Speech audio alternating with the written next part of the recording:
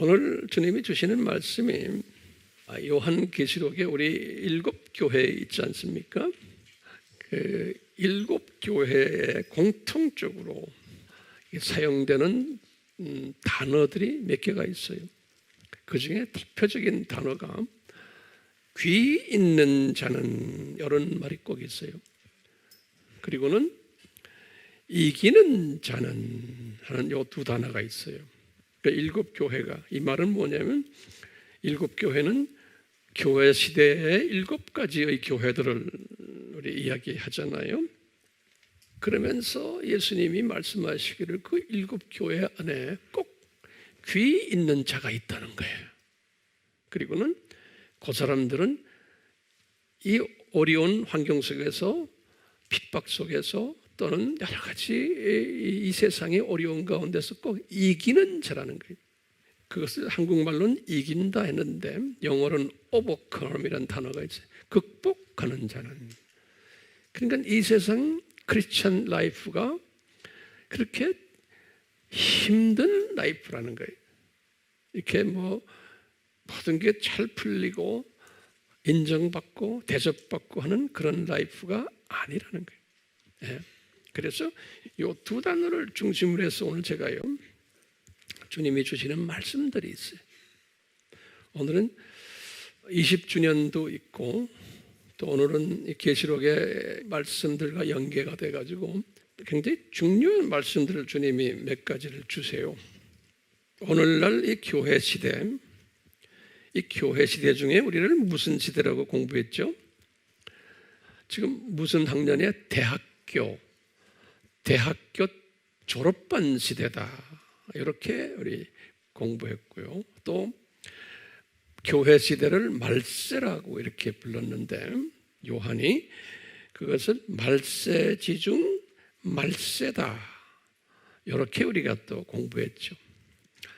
근데 참 이런 가운데 전 세계에서 우리나라만 이 남북이 첨예하게 갈려져 있고, 이 북쪽이 기독교를 핍박하는, 위키피디아나 이렇게 들어가 보면 북한의 주체 사상이 10대 종교 중 하나라고 그랬어요. 그러니까 이게 특수한 민족이에요, 우리가요. 그러면서 기독교인들을 15만, 20만 명을 지금 감옥에 가둬놓고 있고, 예수를 믿는다는 것 때문에 핍박을 엄청나게 하는 그런 민족은 이슬람에도 이렇게 심하질 않아요. 이렇게까지 20만 명씩 집어넣고 이러질 않아요. 그러면서 또 밑에 지금 남쪽은 전 세계에서 미국 다음 가게 선교사들을 제일 많이 내보내는 나라예요.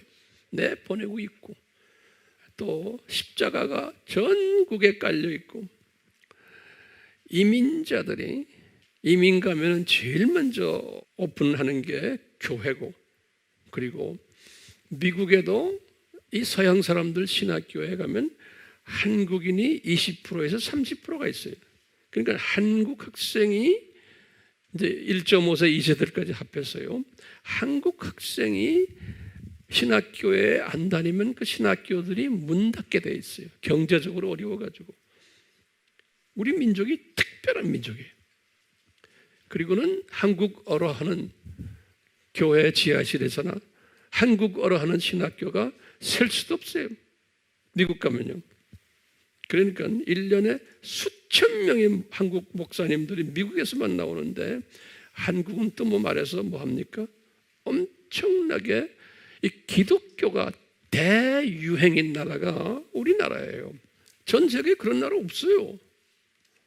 그런데 왜 이 나라를 둘로 갈려놓고 북쪽을 저렇게 악하게 만들고 남쪽도 왜 점점 이렇게 어렵게 만드시나, 이게 복음 전하는 나라인데.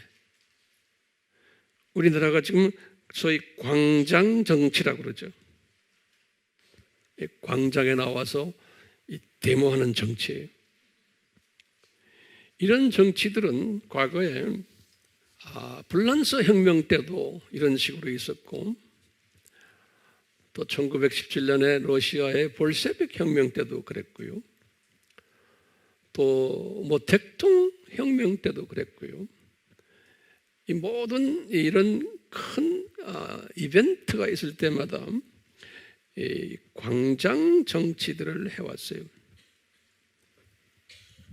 그걸로 해서 큰 사건들을 만들어냈어요. 우리나라의 그 촛불로 인해서 정부가 뒤집어진 것처럼 이런 것들을 지금 하고 있어요. 자, 그러면 우리가요, 이런 것들을 어떻게 소화해야 되냐 이거예요.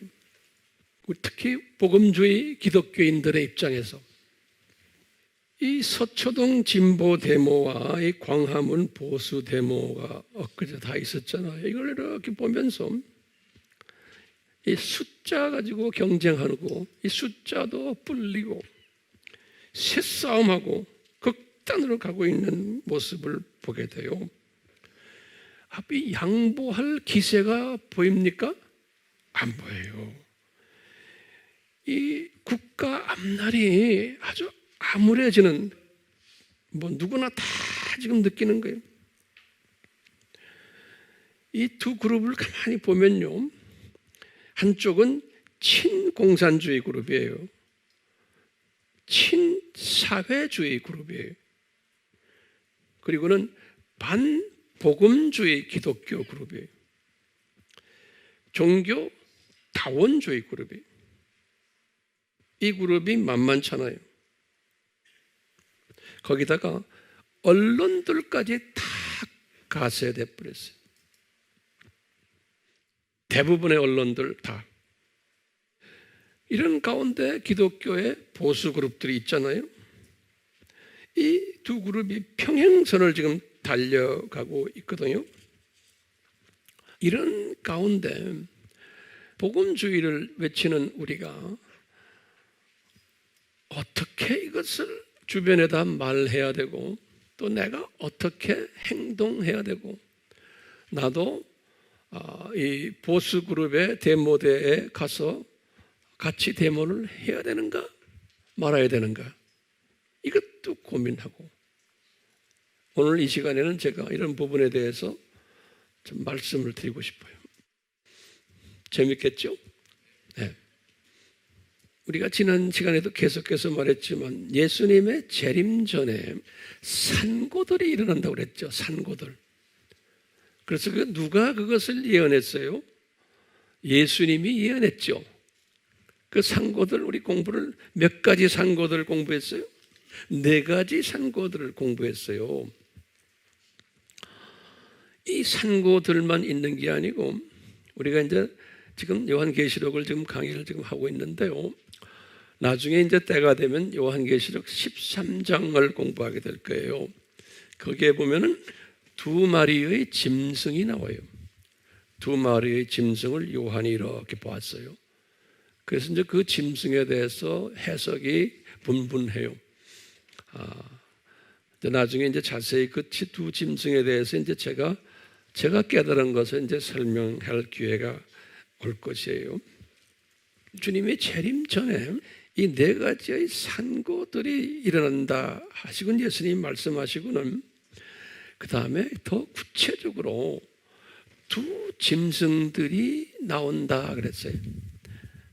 바다에서 나오고 땅에서 나오고 2 짐승들이. 그래서 도대체 이 2 짐승들은 뭘까? 지금 계시록 13장 말씀이에요. 이 첫째 짐승은 이렇게 보면요, 적그리스도인데,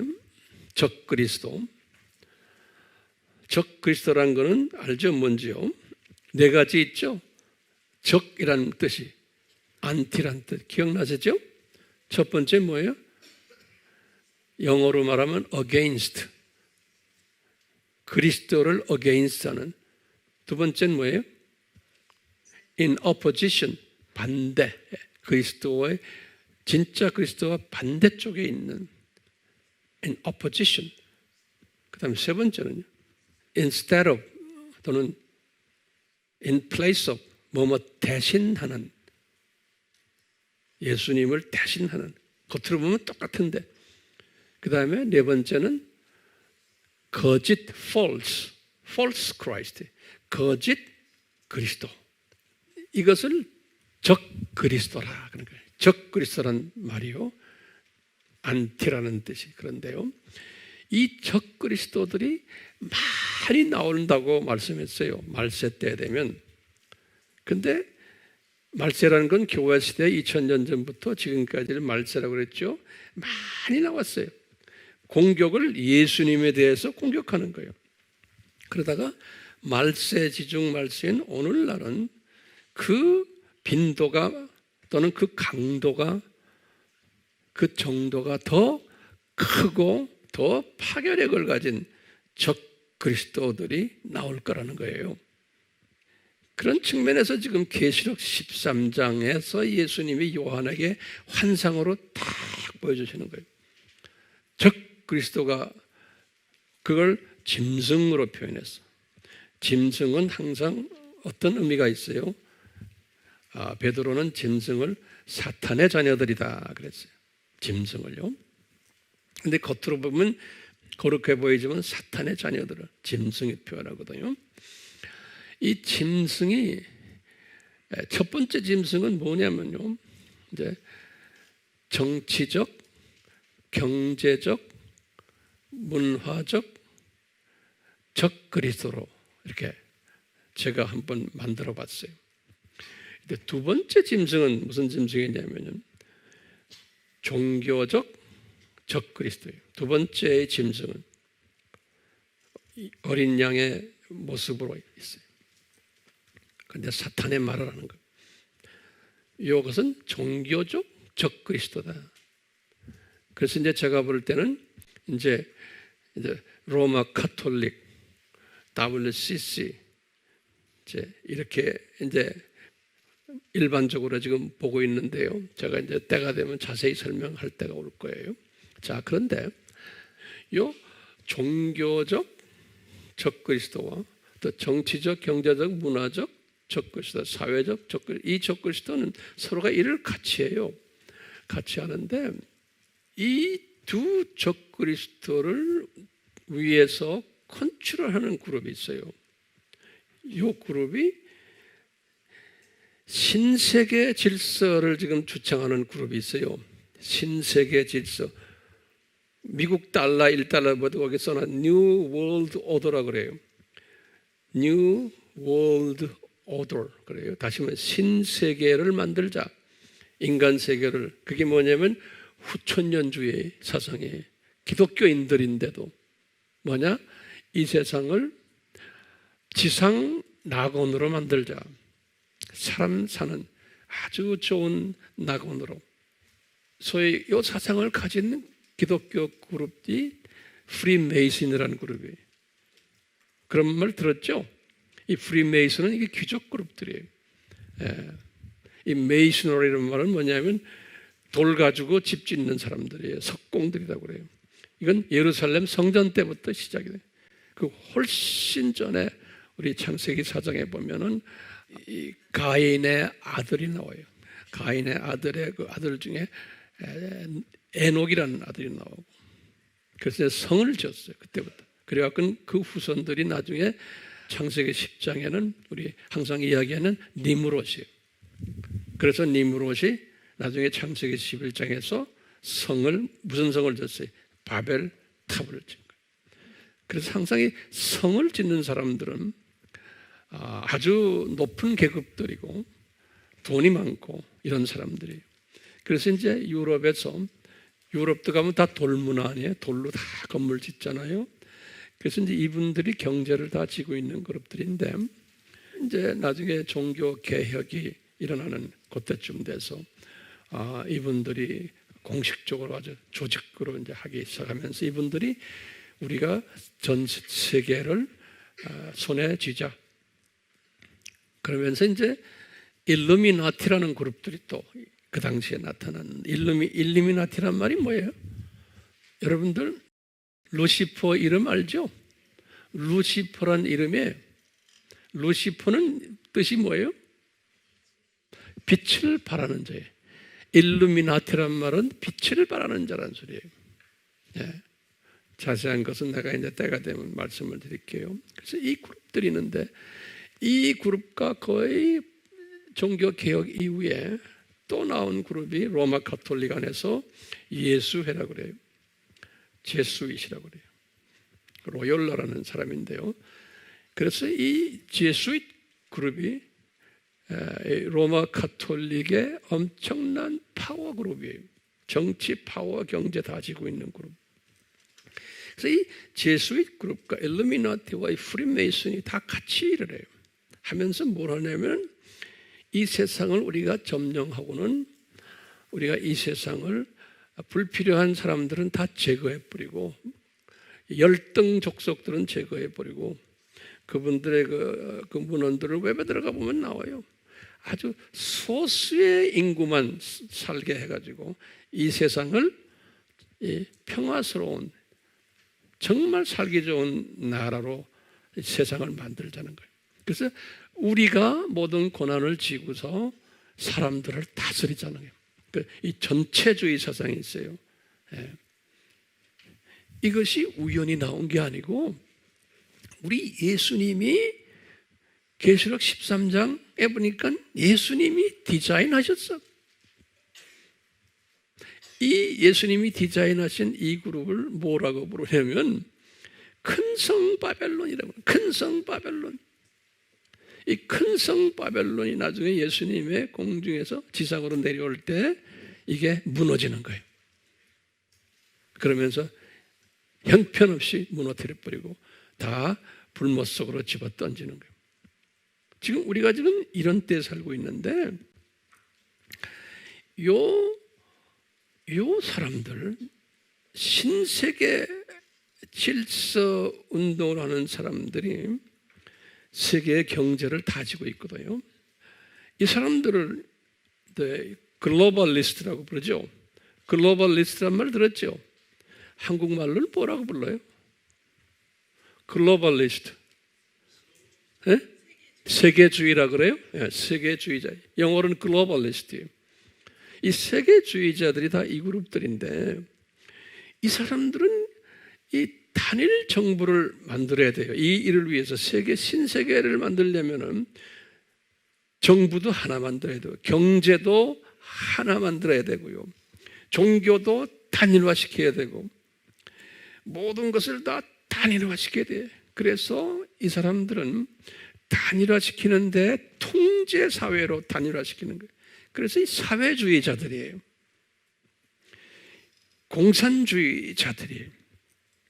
이 사람들은요, 인간 통치를 하기 위해서, 통제하기 위해서 이 사회주의와 공산주의의 그 모델을 그대로 가지고서 하는 거예요. 그래서 이 중국도 이런 걸 연구하는 분들의 이야기를 들어보면 프랑스 혁명도 이 일루미나티, 프리메이슨, 이 제수잇들이 뒤에서 만들었다. 그래서 프랑스 혁명 때문에 유럽이 사회주의로 급격하게 변해버린 거예요. 거기다 광장 정치를 통해서. 그러다가 이제 러시아 혁명도 이 그룹들이 그렇게 해서 왕권을 러시아의 우리 자라고 그러죠. 자. 그 왕권을 없애버리고 중국 공산당도 그렇게 해서 똑같이 장개석 그다음에 이 청나라 이 모든 왕권들을 없애버리고 그리고 이게 독재주의로 가면서 이 사람들이 은근히 지금 다 이 그룹 속에서 같이 노는 거예요. 이제 앞으로 이제 그것이 그림으로 쫙 그려질 때가 와요. 예. 그렇기 때문에 두 번째 짐승인 누구예요? 종교적 그 적그리스도가 지금 교황으로 나타나는 거예요. 그리고 이제 교황에다가 그 뒤에 예수회가 있고 그 뒤에 또 WCC가 딱 있는 거예요. 이런 일들이 우리 눈에 지금 보이고 있어요. 자, 미국의 트럼프란 사람이 이 사람은 이 그룹에 들어가지 않은 사람이에요.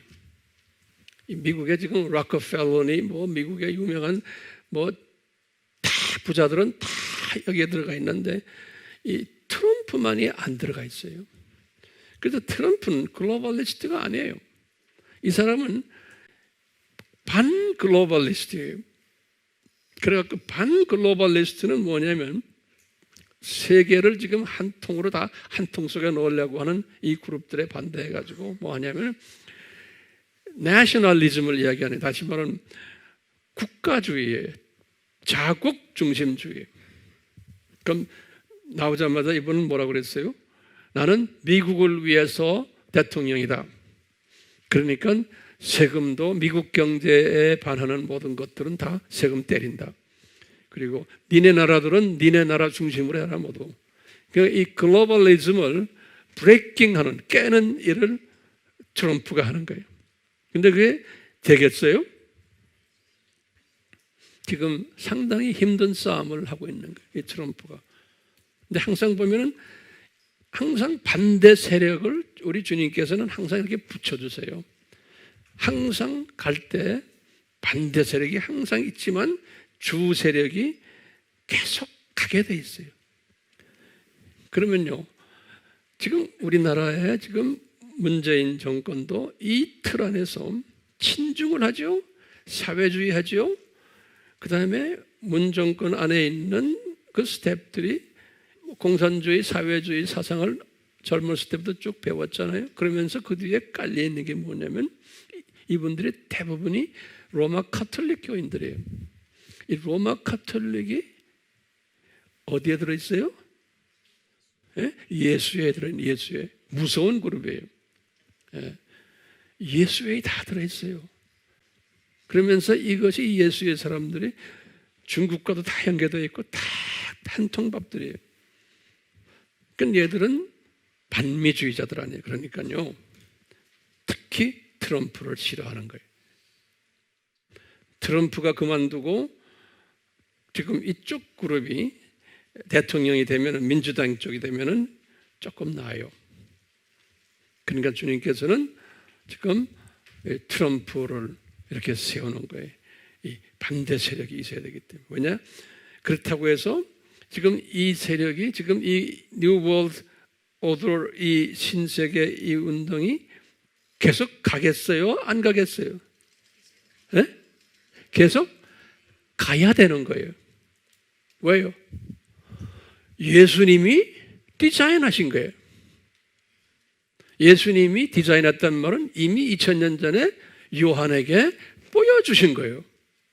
요한계시록 13장에서 13장, 14장, 15장, 18장까지 쫙 보면요, 제가 자꾸 말하지만 때가 되면 우리가 자세히 들여다볼 거예요. 이것은 없앨 수 없어요. 자, 예수님의 재림 전에 이런 산고가 있을 것을 예수님께서 디자인하신 거예요. 이런 산고가 있을 것을. 예수님은요, 자기의 어떤 뜻을 이루시기 위해서 악한 사람도 쓰세요. 거기 성경 구절을 적어 놓으세요. 예수님은 파괴자도 창조하셨다라고 이사야에게 말해요. 이사야서 54장 16절에. 그 당시에 보면 이미 아수르 제국이 이스라엘을 괴롭힐 때, 또는 어둠도 내가 창조했다, 이사야에게 말하는 거예요. 이사야서 45장 7절에 솔로몬은 악인도 쓰신다라는 메시지를 받은 거예요. 하나님께서요. 잠언 16장 4절에, 우리 창세기 15장 13절에서 16절에 아브라함한테 하신 말씀이 있어요. 여호와께서, 예수님께서 뭐냐, 네 후손이 장차 이방 나라에 가서 400년 동안 노예 생활을 하다가 다시 나오리라. 기가 막힌 말씀 하셨죠? 아브라함 때, 아브라함은 그걸 그냥 한쪽 귀에 들고 한쪽 귀로 아마 흘렸을 거예요. 근데 이 예언의 말씀이 그 아들 이삭 때도 이루어지지 않았고, 또 이삭의 아들이 누굽니까? 야곱 때도 이루어지지 않았고 야곱의 자녀들 시대에 야곱은 그때 살아있었지만 그대로 이루어져 가지고 요셉이 팔리는 사건이 있었던 거예요.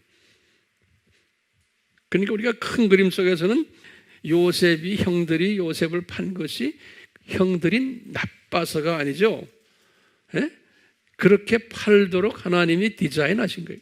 그래가지고 이스라엘로 다 거기서 이 사람이 거기 가가지고 이제 총리 대신이 된 것도 이스라엘 사람들을 다 애굽으로 불러 내려오게끔 하기 위한 하나의 플랜이에요. 그러니까 요셉이 잘나서가 아니고 요셉이 정치를 잘해서도 아니고 요셉으로 하여금 하나님의 큰 그림을 이스라엘 사람들을 애굽에서 400년 동안 노예생활 하도록 디자인하신 것을 이루는 하나의 도구들인 거예요. 그 400년 이스라엘 사람들이 노예생활을 하면서 거기서 나오는 거, 출애굽하는 사건, 이 모든 사건들을 통해서 우리에게 예수 그리스도의 복음을 가르쳐 주잖아요. 우리 다 공부했잖아요. 그리스도의 그 십자가 사건, 유월절 사건, 이것을 설명해 주기 위해서 이 큰 역사적 사건을 디자인하신 거예요. 이스라엘 사람들 통해서. 그렇기 때문에 예수님이 그런 거예요. 여호와께서 내가 바로왕의 마음을 더욱 강팍하게 만들었단다, 이런 말 쓰세요. 강팍해야지만 이스라엘 사람들을 놓질 않아요. 그러니까 하나님이 때가 됐을 때 나중에 놓게끔 하시는 거예요. 딱 400년 차가지고. 그 전까지는 강팍하게 하셨다 그랬어요. 출애굽기 4장 21절이나 7장 3절이나 그 강팍하게 하셨단 말은 한 7, 8번 나와요. 출애굽기에. 이 바벨론 왕이요. 바벨론 왕이 이스라엘 사람들을 공격해서 예루살렘 성전 무너뜨리고 다 노예화시키고 아주 그냥 쑥대밭을 만드는 사건, 586 사건이죠. 주전 586. 그때 느부갓네살 왕이 악한 왕이에요. 느부갓네살 왕이 악한 왕인데 여호와께서, 예수님께서 예레미야가 그 당시에 그렇게 눈물의 선지자 아니야. 예레미야에게 그러는 거예요. 예레미야야, 그 느부갓네살이 내 종이다, 그러는 거예요.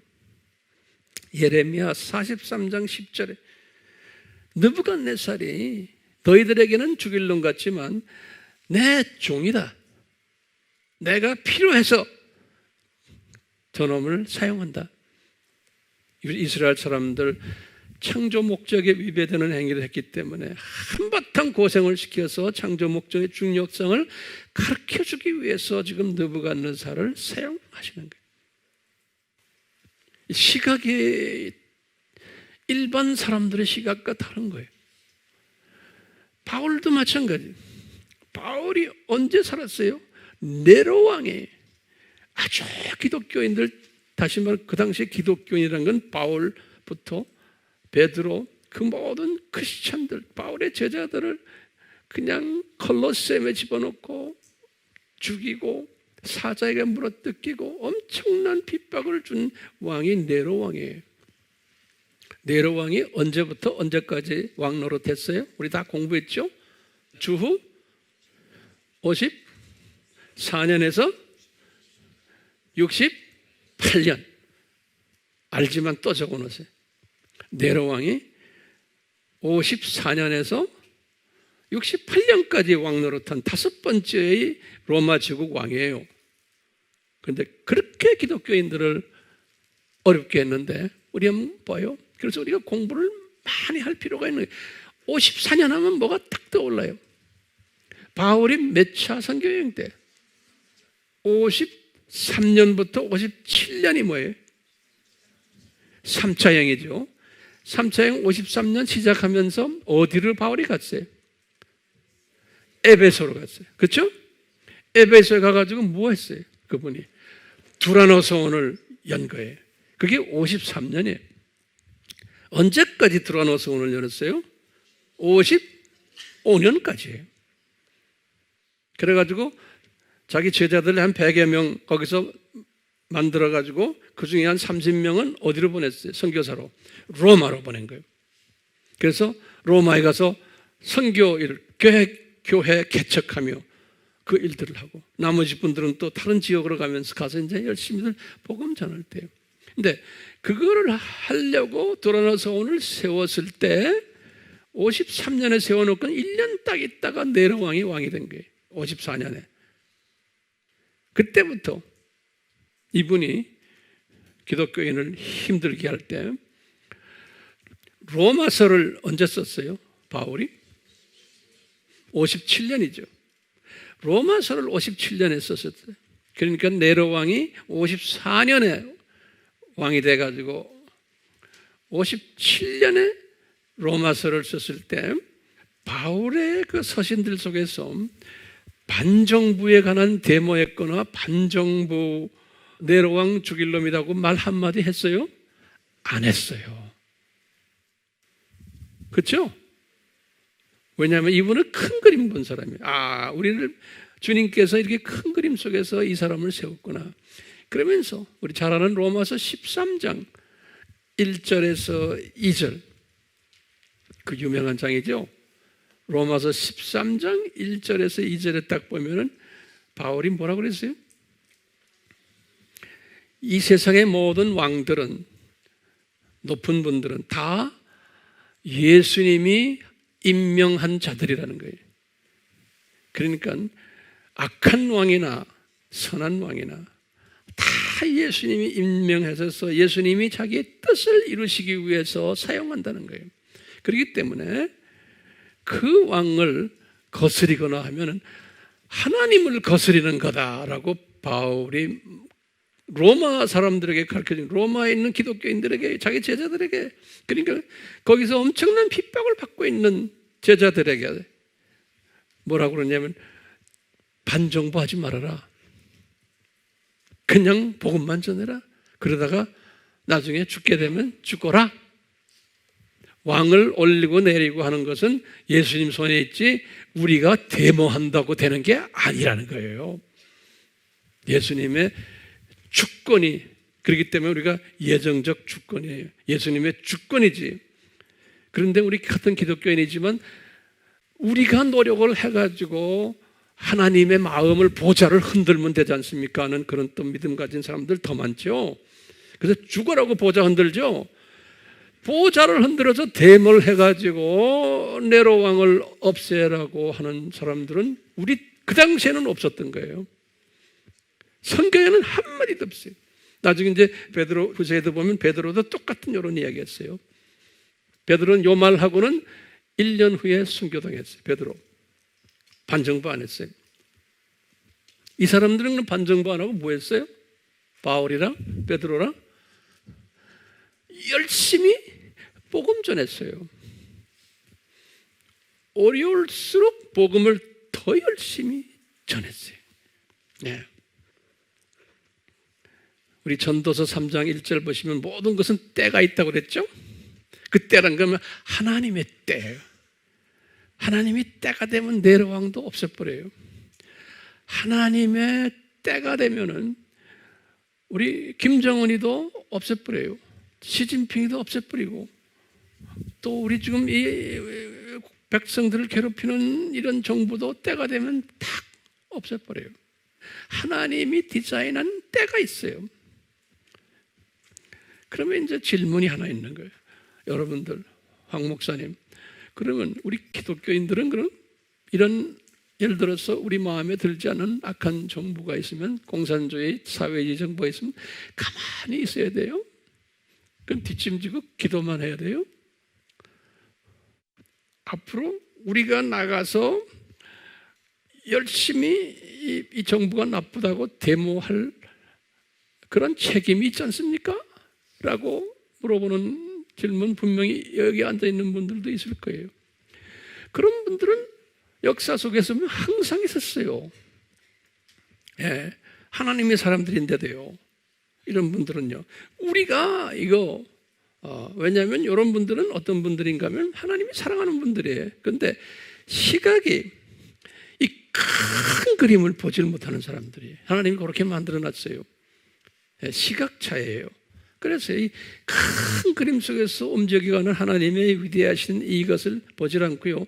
요 짧은 시각에 보면은 요거 나쁘니까 요거 제거해야 된다. 우리가 교회가 앞장서서 항상 있어 왔어요.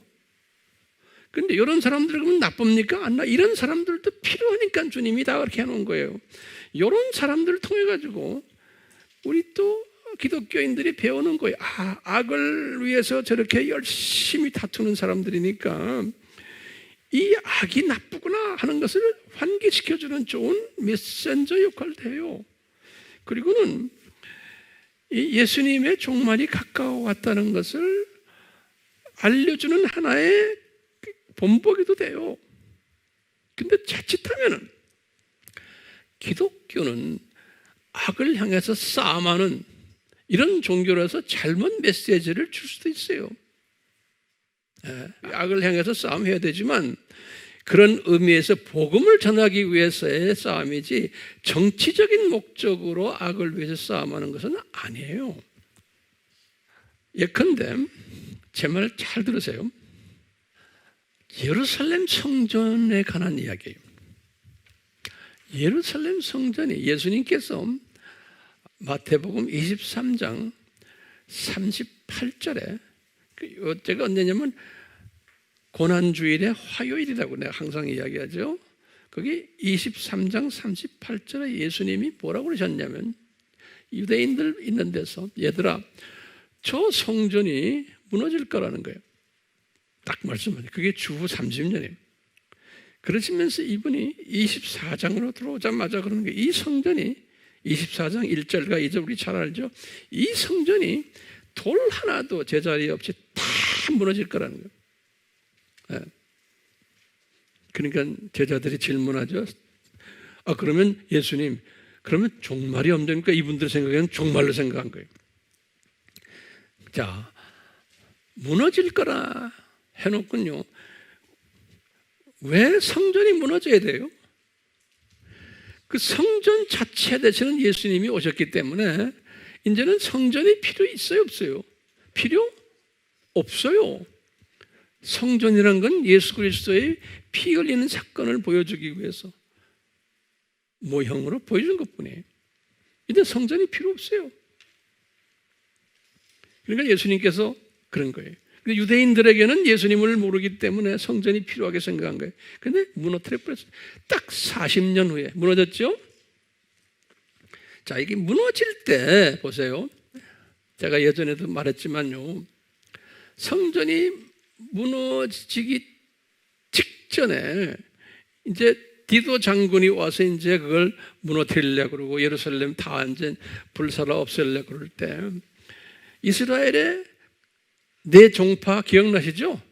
바리새파, 사두개파, 그 다음에 에센파, 그 다음에 열성당파, 젤롯. 이 네 파 중에 첫 세 파들은 거기에 대해서 반발 안 했어요. 그런데 그 네 번째 파가 뭐예요? 열성파들이 성전 무너지면 안 된다. 그래가지고 어디로 올라갔어요? 마사다. 기억나죠? 거기 올라가서 로마 제국과 한바탕 붙으려고 그러다가 한 900 몇 명이 거기서 다 몰살당하고 성전은 그냥 다 무너지고. 예수님이 우리 인간적인 생각으로 보면 예수님이 성전을 안 무너뜨리고도 가만 놔둬도 되잖아요. 이거 아름다운 건물인데 예수님이 이제 그렇게 힘들게 지었는데 우리 인간적인 생각은 왜 그걸 무너뜨리게 합니까? 그 안에서 어떻게 좋은 일도 많이 했는데. 그러다 보니까요 예수님이 뭐라고 그랬냐면 요 성전이 무너졌다가 내가 재림할 때 요 성전이 다시 지어질 거라는 거예요. 이렇게 말씀하신 거예요. 그러니까 그 당시에 그 사람들은 재림이 언제쯤 모르지만 다시 지어질 것을 말씀하셨어요. 예수님께서요. 그런데요, 이스라엘 사람들은 성질이 급해가지고 그 중에 아주 이 주 70년 이후에 여기저기에 흩어져서 디아스포라를 하면서 성전 재건 운동이 일어났어요. 이스라엘 사람 중에서요. 그 중에 대표적인 사람이, 유명한 사람이에요. 바 코크 바라고 그래요. B-A-R 바 코크 바라고 그래요. 코크, 우리 코카콜라 할 때 그런 코크 바 그래요. 이 사람이 유명한 분인데요. 이 사람이 주후 132년에서 136년 그때 그 아주 디아스포라로 있는 사람 중에서 최고 지도자였어요. 이 바 코크바가 중심이 돼가지고 우리가 성전 다시 짓자. 그러니까 약 한 70년에 없어졌으니까 약 70년 후에 성전 다시 짓자. 그래가지고 성전 재건 운동을 했어요. 그게 성전 지어지겠어요? 안 지어지겠어요? 왜 안 지어져요? 하나님의 때가 아닌 거예요. 그러니까 로마 사람들이 화가 나가지고 이 사람을 죽여버렸어요. 실패했어요. 그 후부터 로마 사람들이 이 사건 때문에 이스라엘 사람들이 그 땅에 와서 이제 살지도 못하게 했어요. 성전 지을까 봐. 그래가지고는 그 땅 이름도 이제 이스라엘 땅이라고 안 그러고 그때부터 팔레스타인 땅이라고 이름 붙이고 팔레스타인 사람들을 거기다 집어넣었어요. 그때부터 그 땅을 팔레스티니언 땅이라고 해요. 팔레스타 땅이라고. 그 사건 때문에. 그리고는 약 2000년 동안 그 땅을 팔레스타인 땅이라고 그러는 거예요. 그렇기 때문에 1948년 독립하고 이스라엘 사람들이 몰려올 때 이 팔레스타인 사람들이 이게 우리 땅이다. 약 한 2000년 가까이 우리 땅 그러는 거예요. 지금도 유엔에서도 거의 대부분의 나라들은 그 땅을 팔레스타인 땅으로 보는 거예요. 제가 이런 이야기 왜 합니까? 인간이 자기 생각으로, 자기 상식으로 또는 자기의 그 선한 마음으로 하나님의 큰 그림을 못 보고 against 할 때 하나님께서는 그것을 이루시질 않으세요. 그렇지만 그렇게 하는 모습을 보면서 주님께서 이뻐하시죠. 왜? 지금 기독교 그룹들, 지금 데모하는 그룹들 있지 않습니까? 그분들 주님께서 이뻐하세요. 이뻐하시지만 시각이 이 사람들 생각은 뭐예요? 데모해서 이 정권을 무너뜨리고 우리나라를 좀 평화스럽고 정말 이 사회주의 사람들, 공산주의 사람들, 주체사상 사람들 다 저 동해 바다에 쫓아낼 수도 없고 하여튼 정권을 바꾸자는 소리 아니에요? 예? 지금 그것이 가능해요? 그분들이 할 수 있어요? 근데 이분들이 기독교인들이지만 불교나 타종교나 또 종교가 없는 사람들과 합해가지고 지금 하는 거예요. 그러다 보니까 이게 이제는 성서와 관계없는 이제 세상적인 우리 기독교인들이 생각할 때 그런 모임으로 이제 돼버린 거예요. 그러니까 이분들이 거기에 앉아서 지금 막 기도하고 밤샘으로 뭐 하고 지금 뭐 연합 기도회하고 뭐 하잖아요. 주님께서 그걸 다 알고 계시죠? 그러니까 이분들이 거기서 기도 막 열심히 하고 할 때 우리 예수님이 싫어하시겠어요? 예수님이 이뻐하세요. 그렇지만 얘야 너희들 그거 가지고 되는 게 아니란다. 주님이 자꾸 이게 궁둥이 두드려도 이분들은 모르는 거예요. 알면 또 안 돼요. 왜? 이런 사람이 필요해요. 또요. 인간 역사 속에서 항상 필요해요. 이런 것들 통해서 주님이 또 뜻을 이루시거든요. 그렇지만 이 큰 그림을, 전체의 큰 그림을 보는 사람은 그런 사람들의 틈에 껴서 가서 이 프랑카드 들고 그거는 안 하는 거예요. 안 하지만 위에서 기도해 주고 저 사람들 이 청와대 앞에서 어제도 밤을 샜을 텐데 주님 추웠겠네, 배고팠겠네요. 위에서 기도해 주는 거예요. 그렇지만 내가 가가지고 이렇게 하는 거는 아닌 거예요.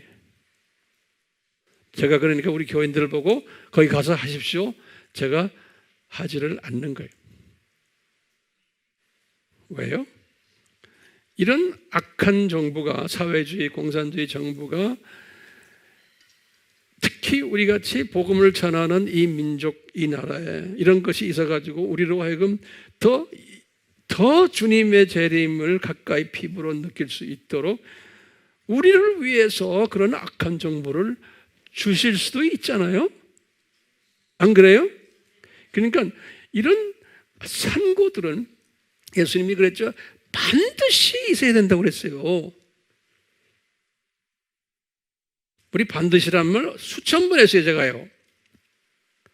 마태복음 24장 6절에 반드시 있어야 된다는 거예요.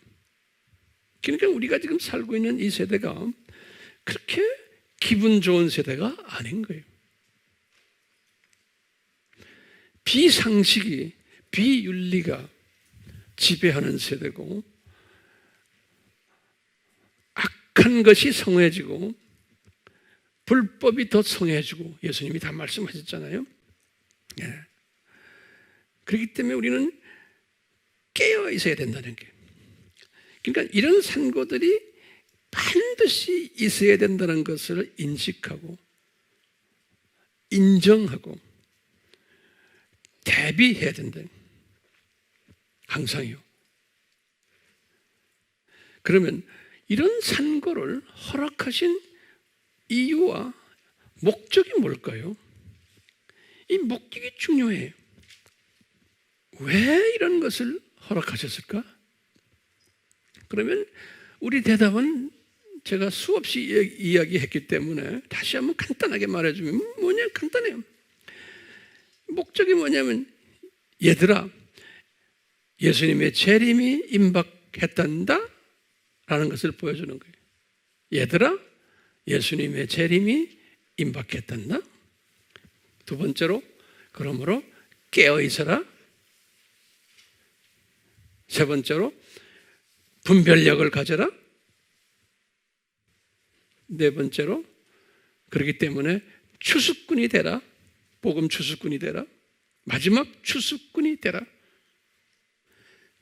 그런 사람들에게 다섯 번째로 들림받아서 신부가 된단다. 신부가 되면은 천년왕국 때 왕노릇하고 신천 신지에서 왕노릇하는 로얄 계층이 된단다.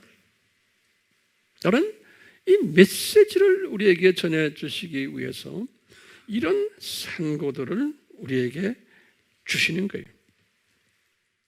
그럼 지금 우리가 지금 오늘은 초점 맞출 게 뭐냐면 예수님이 네 가지 산고 있죠? 이걸 이야기하시면서 항상 마지막 부분에다가 뭘 말씀하셨냐면 복음 추수꾼이 그 반열에 들어와라 이 말씀을 꼭 하셨어요. 복음 추수꾼 반열에 들어와라 이런 걸 보거든. 마태복음 24장 14절 우리 잘 아는 말씀이죠. 그 다음에 누가복음 21장 13절에서 15절에 예수님이 말씀하셨어요. 다시 말하면 너희들이 이 상고들을 볼 때 그 상고 자체 속에 파묻혀가지고 허덕이지 말고 근시안적인 시각으로 보지 말고 또는 난시, 생맹, 시각장애자의 시각으로 이 세상을 보지 말고 또는 그런 사람들이 돼가지고 이 세상을 불평하고 악한 자들을 미워하고 이러지 말고 당연히 있어야 되는 것들로 예수님이 디자인하셨기 때문에 그분들을 불쌍히 여기면서 이분들에게 예수 그리스도의 그 재림의 메시지를 직접 간접으로 전해주는 게 우리의 사명인 거예요. 그렇기 때문에요. 여러분들이나 저나요. 추수꾼이 되려면은 추수꾼이요, 아무나 될 수가 없어요. 지금 추수꾼이 분명히 이런 때 예수님의 재림 전에 마지막 추수꾼들이 일어난다 그랬거든요. 마지막 추수꾼들이. 문제는 뭐냐면 우리 AMI 교회가 요 마지막 때에 추수꾼 역할을 하는 교회에다가 초점을 맞춰야 되는 거예요. 그러기 위해서는 우리 예수님께서 우리에게 시각을 넓게 해주는 연습을 시켰어요. 시각을 높게, 길게, 깊게 이 은혜를 주세요. 그래서 우리가 전천후 시각자가 되는 거예요. 이런 사건들을 보고는 그냥 그 사건 자체만 보지 않고 전천후 시각자, 또 독수리 시각자, 또 예수님의 신부 세계관자, 지난 시간에 제가 했어요. 예수님의 신부가 가지고 있는 그 세계관자, 그리고는 제가 항상 이야기하죠. 저 세상, 이 세상, 저 세상 시각자예요. 이름은 무슨 말인지 알죠?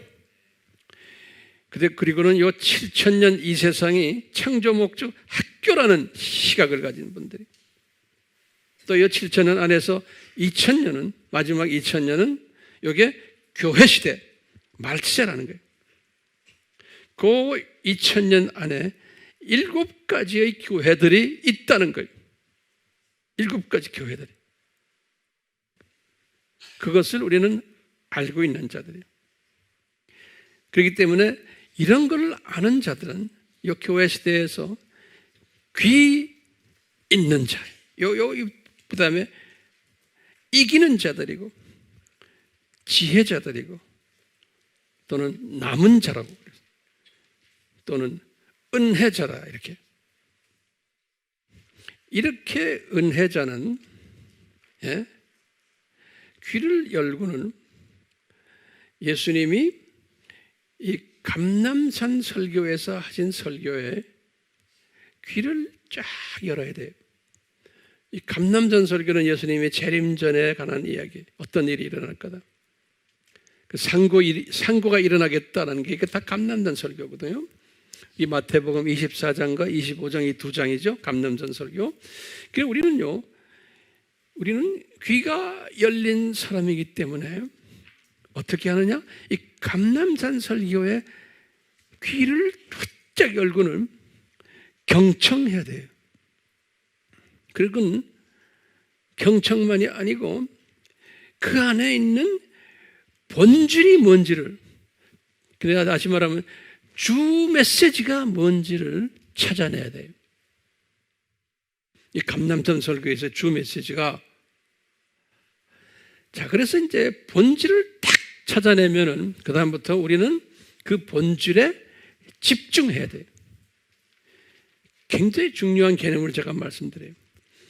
우리가 지금 이 감람산 설교 시대에 살고 있기 때문에 그래요. 그렇기 때문에요, 이 감람산 설교에서 예수님이 하시고자 하는 말씀이 본질이 뭔가요? 그러면요, 본질이 뭐겠어요? 현상들을 쫙 설명했어요. 산고들이 있을 거다, 이런 현상, 이런 현상, 이런 현상, 이런 현상들. 이거는 본질이 아니에요. 예. 이런 현상을 다 말한 다음에 본질적인 메시지가 뭐냐면, 너희들은 마지막 때 추수꾼이 되라는 거예요. 비본질들은 다시 말하면 4가지의 현상들이에요. 이 4가지 현상들은 비본질들이에요. 이것은 그냥 징조일 뿐인 거예요. 이것은 단지 신호를 주는 거예요. 내가 곧 온다라는. 그러니까 예비하라는 신호예요. 준비하라는 신호고, 깨어있으라는 신호예요. 그렇기 때문에 본질에 충실하라는 메시지예요. 이 모든 신호들은, 징조들은 본질을 위한 도우미들이에요. 도우미들. 본질을 철저하게 지키기 위한 도와주는 것들이에요. 그래서요, 이 본질에 충실한 자를 예수님께서 감람산설교에서 이랬어요. 본질에 충실한 자들을 깨어있는 자들이다 그랬어요. 24장 42절에 마태복음. 그 다음에 지혜 있는 종들이다 그랬어요. 24장 45절에. 또 다섯 처녀들인데 지혜 있는 다섯 처녀들이다 그랬어요. 25장 4절에. 또 착하고 신실한 종들이다. 25장 21절에. 그리고는 결론적으로는 들림받는 종들이다 그랬어요. 이 감람산 설교의 전체 메시지. 이 사람들이 귀 있는 자들이고 이기는 자들이라는 거예요. 예. 본질과 비본질 이제 됐어요? 예. 예수님이 지금 본질적인 말씀을 마태복음 24장 14절에 했어요.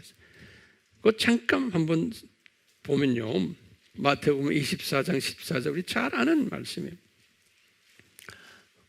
예수님이 뭐라고 그러시냐면 이 천국 복음이 모든 민족에게 증거되기 위하여 온 세상에 전파되리니 예수님의 디자인이에요. 그러니까 이 천국 복음이 이런 상황 속에서 이런 현상들이 일어날 때 전파된다는 거예요. 이게 예수님이 계획이에요. 그 다음에 어디로 전파되느냐? 만민에게, 다시 말해 내 민족만이 아니에요. 판타타 뭐예요? 에뜨네요. 내 타민족에게 다 전파되리니 그때서야 끝이 오리라. 그럴 때 이때 끝은 그냥 우리가 교회 시대의 끝으로 해석하면 되겠어요. 이때의 끝은 교회 시대의 끝. 다시 말해 천년 왕국 들어가기 전의 끝이. 근데 마태복음 13장 49절에 보면 세상 끝이라는 말이 나오거든요. 그거는 이제 심판 때 13장 49절.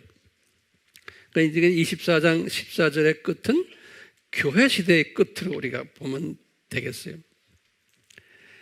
이 말씀을 이렇게 보면요, 이 천국 복음이 모든 민족에게 증거돼. 이때 이 천국 복음을 우리가 어떻게 해석해야 돼요? 예수님이 지금 감람산 설교를 쭉 하시는 거예요. 이런 일이 지진이 일어나고 뭐가 있고 너희들 미움당하고 모든 이게 네 가지 이야기를 하시다가 이 천국 복음이 그랬어요. 모든 민족에게 간다는 거예요. 그러니까 우리가 그대로 문자적으로 딱 보면은 이 천국 복음 하면 뭐 어떻게 해석해야 될까요? 이 4대 산고들이 이렇게 우리가 직접 해석한다면 이 4가지의 산고들이 이것을 이 천국 복음이라고 직역할 수 있겠죠? 문장을 보면요. 그러니까요, 이 세상이 여러분들이나 나가 할 일이 뭐냐면 이 4가지의 산고들이 일어나는 것을, 예수님의 재림도 일어난다는 것을 내가 가르치고 돌아다녀야 되는 거예요. 그것도 내 민족과 타민족에게. 그러면서 예수 그리스도가 곧 오신다 라는 것을 가르쳐야 되는 거예요. 근데 내가 안 하잖아요. 안 해도 괜찮아요. 왜냐하면 예수님께서 뭐라고 그랬어요? 이것이 가르치는 자들이 나타나서 한다는 거예요. 네가 안 해도 괜찮다는 거예요. 그분의 타임이 있기 때문에 이분은 하고 만다는 거예요. 다른 말로 표현하면 여러분들이 지혜로워가지고 귀가 뚫려가지고 여기에 꼽살에 끼려고 들어야지 기다리고 앉아있어요. 택도 없는 소리 마세요. 예수님의 타임은 계속 돌아가고 있어요. 예수님의 시계는 계속 돌아가고 있어요. 이런 걸 많이 알면서도 전혀 이런 데에 관심 안 두는 사람 할 수 없어요. 왜냐하면요, 안 두는 사람이 많을 거라고 그랬어요. 왜냐? 예수님이 이 감람산 설교에서 이때가 꼭 롯의 때와 같다 그랬어요.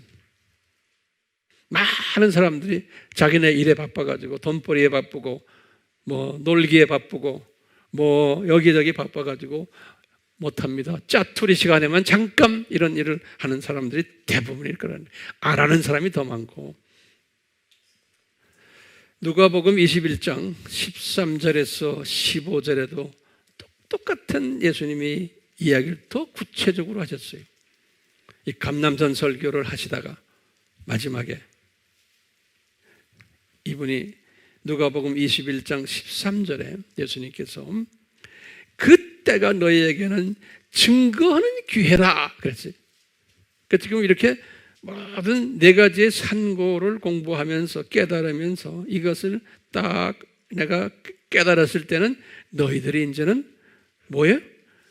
복음을 증거하는 때라. 다시 말하면, 좁게 말하면 이 네 가지 이 산고들을 증거하러 다니라는 거예요.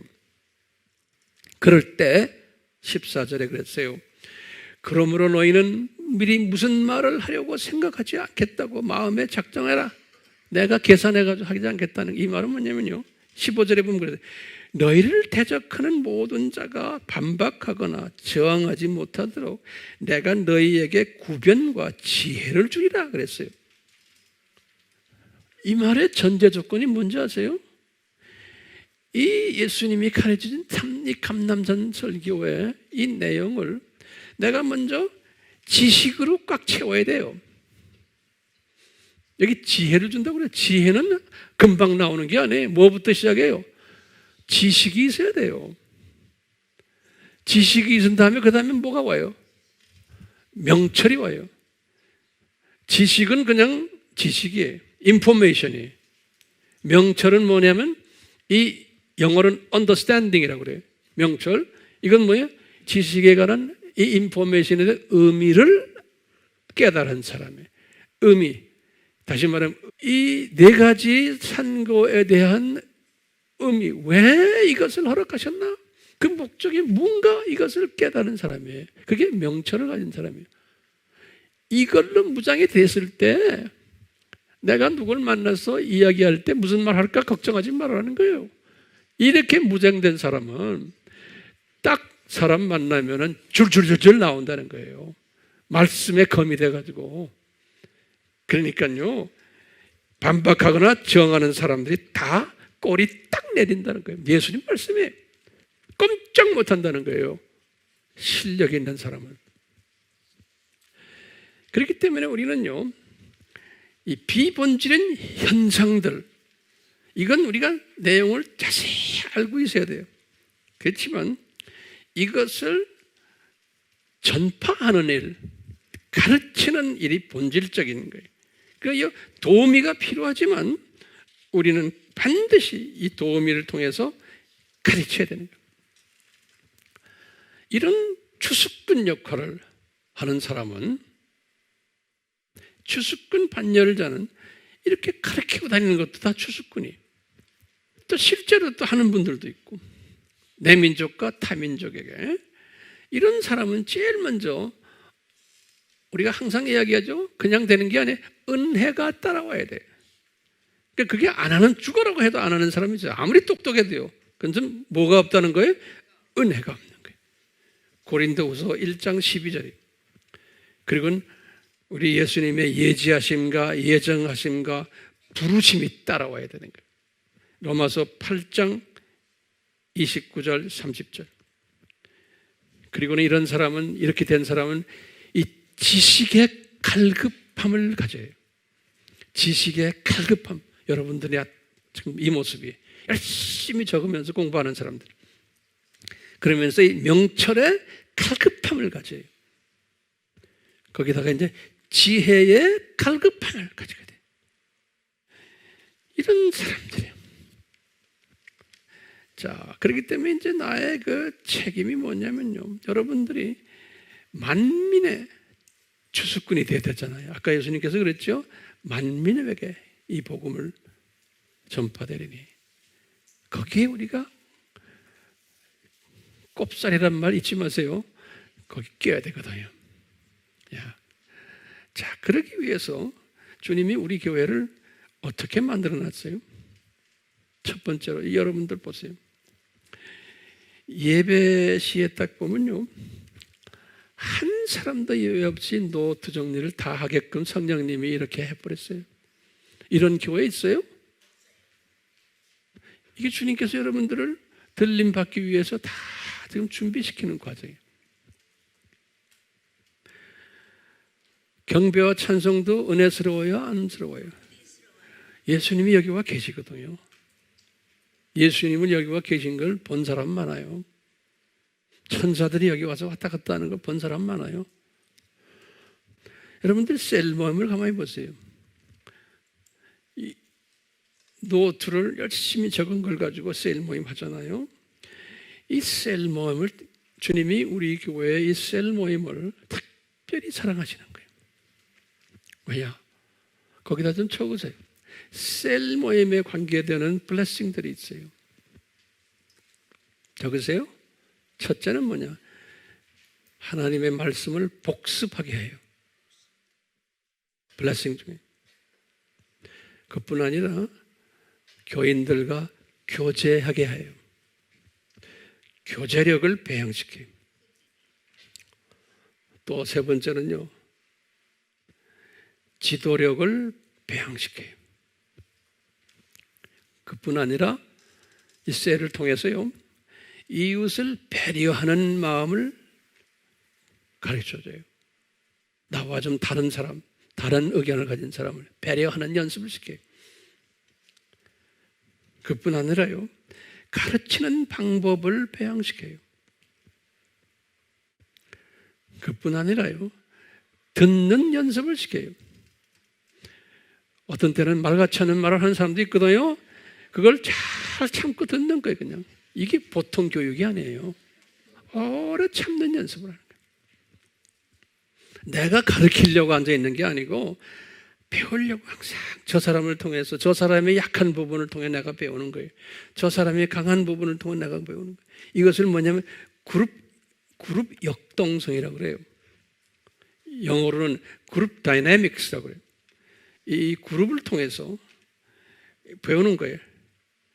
뭘 배우냐면 저 사람의 약점, 강점 이런 거 보이면서요, 제가 우리 지지난 시간에도 말했지만, 아하, 각자가 은혜의 분량이 다르구나, 이것을 내가 보는 거예요. 테이블에 앉아가지고 같은 메시지를 들었는데 저 사람은 왜 저렇게 말하지? 에? 은사의 분량이 다르구나, 믿음의 분량이 다르구나, 주님께서 있는 그대로 그냥 받아주시는구나, 이것을 이렇게 보면서 내가 다른 사람을 내가 그냥 안아주는 거예요. 그냥 엔커레지 해주고, 조금 헛소리 해도 그게 싫어가지고 그런 사람은 들림 못 받아요. 이 들림 받는 사람은요, 예수님의 마음이 돼야 돼요. 이렇게 다 안아주는 거. 그러니까 조금 좀 많이 아는 사람들은 좀 덜 말씀하셔야 돼. 혼자서 많이 말하는 사람 가끔 보면 있어요. 그러면 다른 사람에게 미안하게 생각하셔야 돼. 포인트만 탁 말하고 빨리 스탑해야지, 내가 다 말하면 딴 사람들은 말할 기회를 놓쳐버리고 그분 말만 들으려고 와서 앉아있어요. 이러고 편하게 그냥. 그러니까 다른 사람의 리더십을 뺏어가는 거예요. 그러니까 나의 의견을 너무 강하게 이야기하려고 앉아있는 게 아니잖아요. 항상 듣는 연습하세요. 그러니까 이 셀은요, 어떤 열매가 나오냐면 내 인격 훈련하는 거예요. 품성 훈련하는 거예요. 또 헌신 훈련하고, 지식 훈련하고, 명철, 지혜 훈련하고, 그러면서 제자 훈련을 하는 것이, 이것이 우리 셀 모임이에요. 자, 이제 내가 결론적인 말씀 드릴게요. 제가요, 담임 목사로서 왜 AMI를 이런 방향으로 이끌어 갑니까? 제가 왜요? 그럼 뭐라고 대답해요? 여러분들 본질에 집중하도록 함으로써 전부 다가 들림받게 하려고 그러는 거예요. 지금 미국이나 이런 데서 이제 백인들의 그 메시지들을 쭉 보면은 예수님이 앞으로 10년 안에 오시지 않을까라는 이야기들을 많이 해요. 네. 그러니까 만약에 그때 오신다면은 전 세계의 정세는 엄청나게 나빠질 거예요. 경제도 나빠지고 정치도 나빠지고 전 세계가 지금 그렇게 가고 있잖아요. 네? 요새 경제 전문가들은 2020년이 경제 이제 파탄이 오기 시작한다라고 믿고 있고 막 이런 판에 우리는 뭐 해야 돼요? 우리는 열심히 지식을 쌓고 명철을 쌓고 지혜를 쌓아서 뭐 해야 돼요? 전해야 되는 거예요. 내가 전하면서 또 예를 들어서 이 황 목사님이 이런 메시지가 필요하다. 아무개가 그러면 좀 이야기해가지고 여러분들이 이 메시지를 받아가지고 여기저기다 막 뿌리는 거예요. 이런 일들. 저는 옛날에 그런 걸 많이 했어요. 혼자만 끼고 있지 않았어요. 그러니까 주님이 나에게 많은 복을 내리시더라고. 저는 뭐가 좋으면 막 내 돈 들여가지고 막 뿌렸어요. 근데 우리 교회에 보면 그런 사람 많지 않아요. 자기만 끼고 있어요. 모두.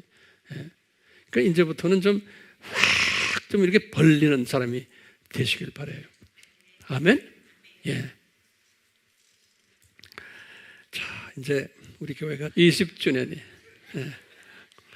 이제는 우리가 들림받는 사람으로 더 액티브하게 한번 뛰어봅시다. 아멘? 우리 같이 기도합시다. 하나님 아버지, 저희들을 어쩌다가 예수님이 재림해 오신다라고 하는 그때에 예수님을 섬기는 백성으로 만드셨습니까? 그래서 예수님이 2000년 전에 하신 말씀, 이 감람산 설교가 그대로 우리 피부에 닿는 이때에 살게 하신 예수님, 우리는 특별한 사람들임에 틀림없습니다. 이 말씀이 그대로 살아서 우리의 피부에 닿으며 우리의 삶에 직접 적용되는 이 시대에 이 말씀을 저희들이 깨닫고 이 말씀에서 보이는 비본질들, 현상들에 집중하지 말고 우리는 이 본질에, 추수꾼 역할하는 이 본질에 집중하는 교회가 되고 집중하는 우리 모두가 되도록, 그러기 위해서는 열심히 공부하고 노트 정리하고 셀에서 또 서로 나누고 교제하고 지도력을 배우며 셀에서 많은 것들을 서로가 나누며, 주님이 셀 모임을 얼마나 기뻐하십니까? 셀에 참석하는 한 분 한 분들에게 주님께서 블레싱 내려주시고 특히 우리 사랑하는 자녀들을 책임지시옵소서. 주님, 이 세대에 한 사람도 빠짐없이 우리 AMI 교회 교인들 다 들림받는 자들 되도록 은혜 내려 주시옵소서. 예수님의 이름으로 기도드리옵나이다. 아멘.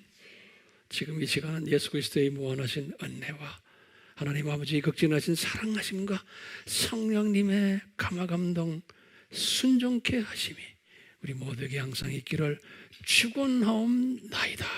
아멘.